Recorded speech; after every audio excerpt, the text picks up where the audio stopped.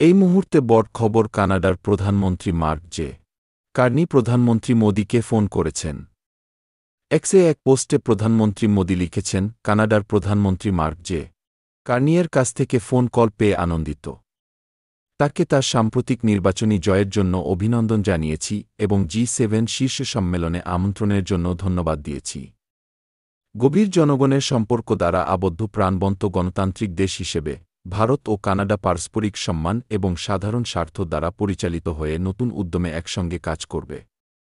শীর্ষ সম্মেলনে আমাদের সাক্ষাতের জন্য উন্মুখ কি ভারত ও কানাডার মধ্যে দীর্ঘদিনের বাণিজ্যিক, শিক্ষাগত এবং সাংস্কৃতিক সম্পর্ক রয়েছে। এই ফোন আলাপের মাধ্যমে দুই দেশের নেতৃত্ব পারস্পরিক সহযোগিতার মাধ্যমে বৈশ্বিক মঞ্চে আরও শক্তিশালী অবস্থান গড়ে তোলার প্রতিশ্রুতি পুনর্ব্যক্ত করেছেন। G7 শীর্ষ সম্মেলনে প্রধানমন্ত্রী মোদির অংশগ্রহণ ভারতের ক্রমবর্ধমান বৈশ্বিক প্রভাবের প্রতিফলন। আপনার কি মতামত নিচে লিখে জানাও।